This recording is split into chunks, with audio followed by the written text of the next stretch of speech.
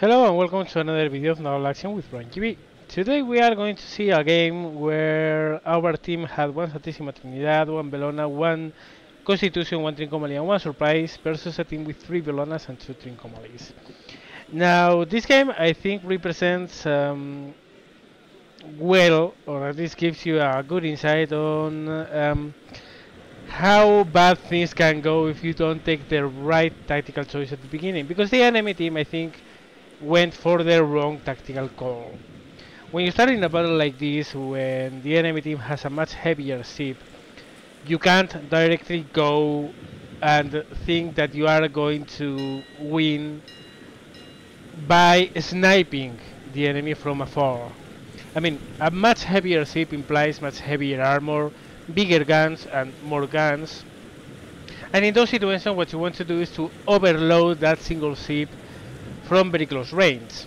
Why close range? Well, at low range is very easy to understand that, for instance, frigate sizes guns, they are not going to penetrate the armor of the big ship. At close range they are going to, and they will, and with double shot they do a lot of damage. Of course you are running the risk of course at very close range. Also the big gun ship has a load of guns, he's going to put a hell of a fire and a fight on you. But I think it's the only chance to win, because on the long run, and I think we are going to see it here in this battle, in the long term, if you deal with a bigger ship at low range, in the end you are going to be whittled down, and sooner or later you are going to have to stop running and come close anyway. So, but at the time you choose to go close, you already have given the enemy time to shoot at you from afar, put some damage, and things don't work as well. The best idea is to rush them at the beginning. At least that's my thinking. You can see that at the beginning of the battle. Here we go for the wind, they go for a downwind approach, emphasizing this long range that you have at downwind because of the hill and the lee gauge effects on gunnery. Ships from downwind have longer range, and usually a lot of players I think they commit the mistake of trusting that too much. So, well, the initial stages of the battle were essentially winning the wind gauge. We are going to close to a point where the fighting actually started. As I said, well, their reaction to us having the biggest ship was to keep a distance. And again, I think that's quite a mistake to make, because at long distance you are not going to do a lot of damage to a first rate. They are trying to run away, fire, run away a little bit more, fire again. But I have 140 guns, and yeah, each time they do that, I'm going to do that as well. And I have a Bellona in my side as well. Essentially what we are doing here is returning their sniping. We are following them, we are trying to close the range. Yeah, well, as we are moving, we are just dealing damage to the enemy. You will be seeing that I'm woggling a lot. I'm going left, right, left, well, port, starboard, port, to keep a steady stream of fire on the enemy. One of the big things about big ships like the Santisima is that they have very big guns, but they also take a long time to reload. So usually what you can do when you have the wind in your favor, and in this case we do, is to woggle, zigzag, to, well, show your guns, turn around, show the other side guns, turn around, and by the time you have turned around, the guns on the other side are reloaded. If you would have to wait, I mean, you are essentially doubling your firepower. Not necessarily putting all the shots in the same target. I mean, you have seen that maybe with my starboard side I'm firing at one target, with my port side I'm firing at a different one. The idea is to keep every one of them a little bit on their toes, and really, and I get it, because obviously there's a reason for that. Players get nervous when they get hit by a broadside like this, and it's perfectly understandable, because well, those are 65 guns that are hitting their ship at one given moment. So as you can see here, well, I'm turning again. I have fired my starboard side, and now I want to use my port side. But at this stage, I recognize that maybe we might be losing the wind. If you see the diagram down in the left, you will see that the wind is coming from behind me to a side. Maybe we are sailing parallel to the wind here. So right now we are losing the wind. So what I'm going to do here is to return to different course, to turn to starboard, and to keep on going that way for a while, to sleep behind them, in the sense that I'm going to be between the wind and them. I try to regain the wind, because again, the bigger ship you have, the more important it is to keep your wind gauge. If you lose it, it's very hard to fight back. And I think a lot of people really don't get to understand how important it is. Probably also because in Naval Action sea trials, the effects of having the lee gauge, which is the contrary of the wind gauge, to be downwind has very obvious advantages. You get more range, the enemy can't shoot as far, and as long range gunnery works very well in sea trials, people tend to think that being in the lee is the thing to go for. But actually that's not the case, and in open world you will notice, in open world with the bigger dispersion, being in the lee side at long range is a problem, because you don't control what's happening. You can't control the flow of the battle. If you have the wind in your back, if the wind is coming from a direction and you are between the wind and the enemy, you decide when you stay at the range, when you close in. When you have the lee gauge, you only have the initiative to run away. You can't close in because you can't move against the wind. And the bigger the ship, the more important it is, because the bigger the ship you are in, the less performance is going to have with the wind coming from the front quarters. I mean, obviously, if you are sailing directly up into the wind, no ship is going to sail forward. But there are ships which close-hulled sail better. Close-hulled is when the wind comes maybe from 45 degrees off to one or the other side. And in those situations, the heavier the ship, the worse it is. For instance, the Santisima Trinidad is terrible with the wind coming from the front quarter. It's very slow to react. And as you can see, well, here what I'm doing is just that. They are moving away, but I'm cutting behind them. I'm regaining the wind gauge because I want to keep the initiative. I can't stress how important this is. Historically speaking, a lot of battles were, I'm not going to say decided by the wind gauge, they were actually fought. And yeah, they were fought with, the idea was not to fight the enemy, the idea was to get the wind gauge before the enemy. Because once you got the wind gauge, the enemy was beaten, and the only thing he could do was to run away. So there were whole battles, small battles, small encounters, ship versus ship, 1v1, that for the most part was a fight to get the wind gauge first, more than fighting the enemy. And well, while in this game, of course, it's not going to happen exactly the same because it's different, and we want more action than just sailing in a direction. There's a very definite importance in winning the wind gauge, and I think a lot of people don't actually give enough importance there. Well, right here you can see that the situation has developed where we have a surprise which is in front of the enemy. That's Felrev, a very good player. And I tell him, I'm going there. I'm coming. I'm going to try to distract all those guys who are shooting at you. You can notice as well what he does. He's in a very bad spot. He's very, very exposed.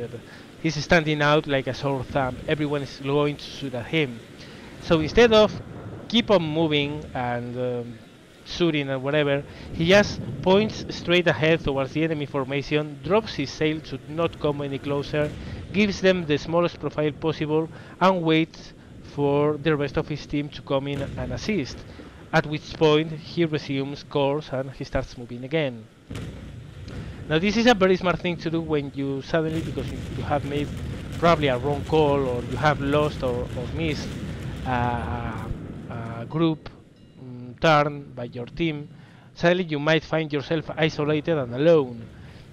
And in those situations, if you face the whole enemy fleet alone, you're going to die. And you can see there, he's under fire, but he's giving them the smallest profile possible to be as less hit as possible. And when I come in, which right now I'm doing, well, now he opens up, he starts firing back, etc.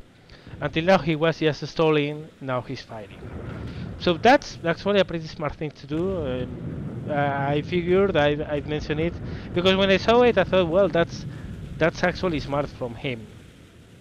So, well, now the situation is developing where we have the wind gates again, and we are slowly coming closer to them. And right now, the situation is developing in a way that we are kind of herding them. So we are behind them, we are moving forward, and they are dragging forward as well to stay out of our range. So we are kind of herding them towards the border of the area. And at what point or another they are going to run out of space to run away, and they will have to turn and come closer to us. And at that point is when we have to pull our weight and win the encounter. Because if you run out of space and you have to go for the enemy, but the enemy is upwind, that means you have to go against the wind, which again is very, very, I'm not going to say bad, but it's unlikely you are going to be in a very good spot doing that. You can see, well, keeping on the motion, left, right, zigzag, keeping my guns firing all the time, using ball all the time. Double shot is only for very close ranges, and I'm very careful not to go double shot. Now I notice they are firing a little bit to my sails, but I don't have a big trouble with that. This is not a chase where speed is important, it's more like a positional fight. You can see the white line back in the background. That's the limit of the fighting area, and they are reaching it, so no matter that I'm a little bit slower because they might have shot my sails a little bit, I'm still in range, and I'm going to be in range for any time in the near future. Now I see my target, my chosen target, is starting to turn and offer me a smaller profile. So I decide I'm not going to shoot at him, I want to shoot something else. I see those two frigates very close to each other, and I think that's going to be probably a very good target, because frigates, they don't stand damage very well.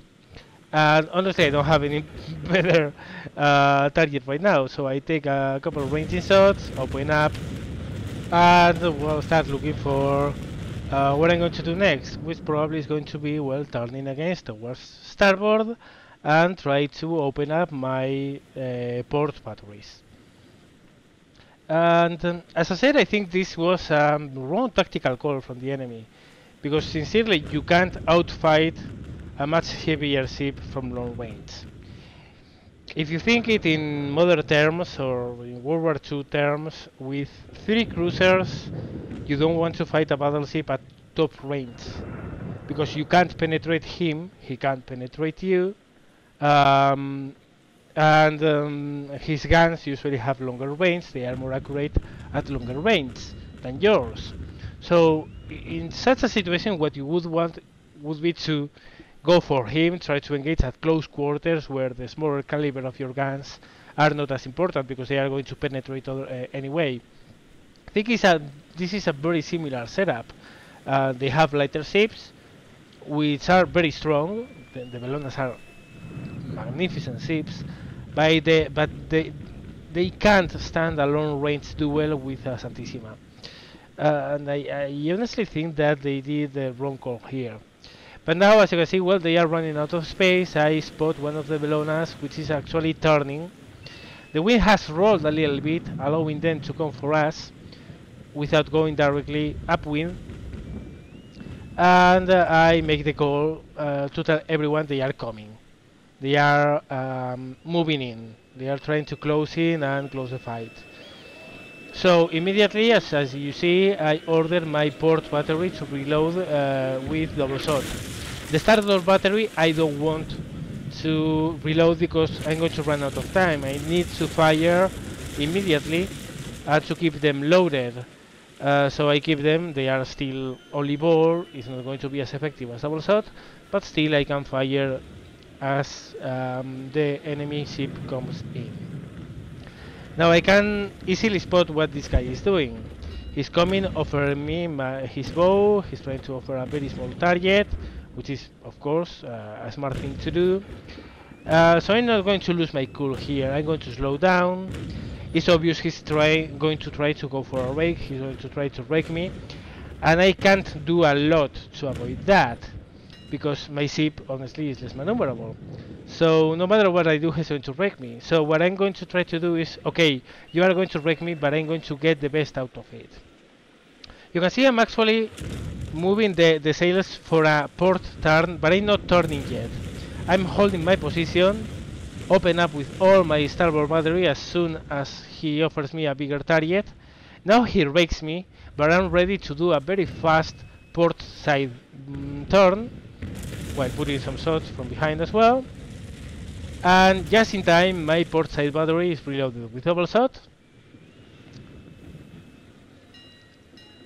He has gone past my rear, and now I'm in a perfect situation to open up with all my guns.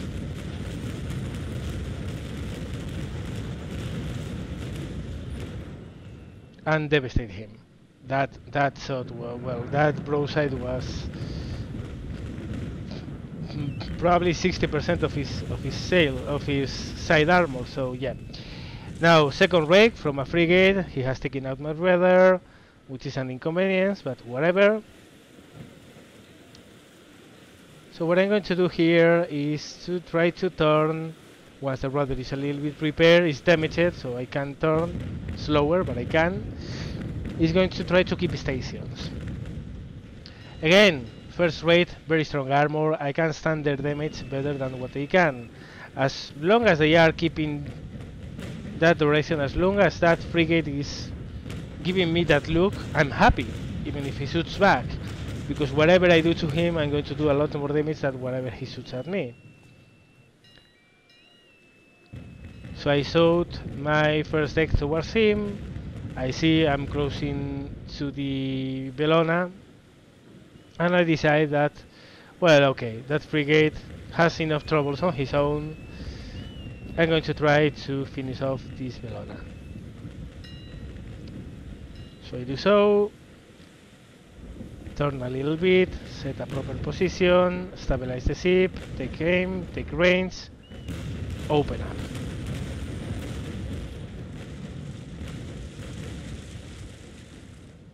Now he's coming for a rake again, but this time I'm not going to wait for him. I'm going to start turning before he passes my rear. He actually collides versus me, not a big deal.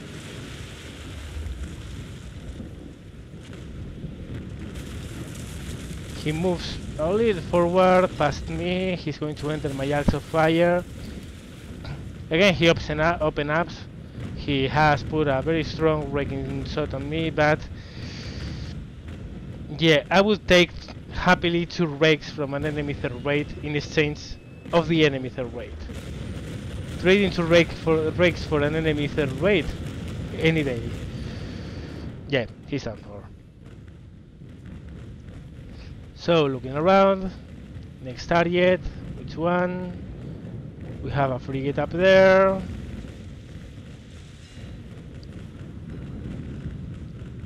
Third rate going down there. There's another frigate out there. The problem is that I have double shot, and double shot of course has very limited range. So I have to look for close-in targets, and right now there are none. So I take aim. Ooh, close enough.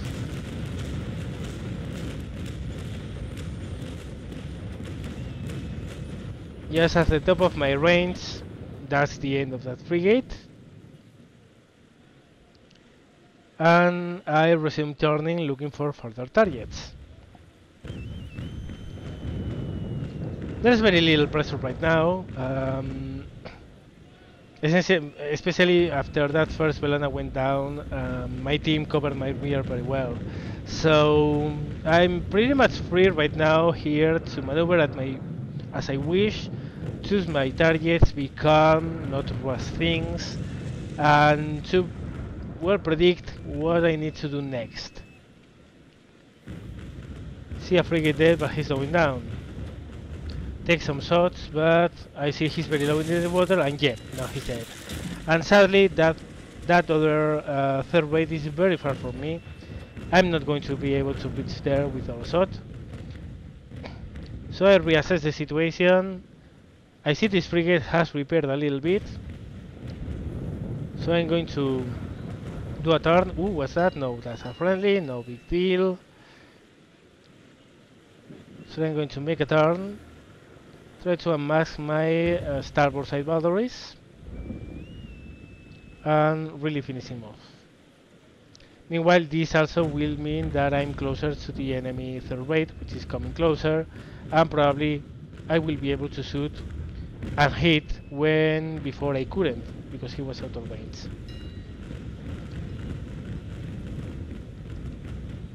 Okay, no rush here. Carefully take aim. Ranging shot. I have the perfect range. Open up.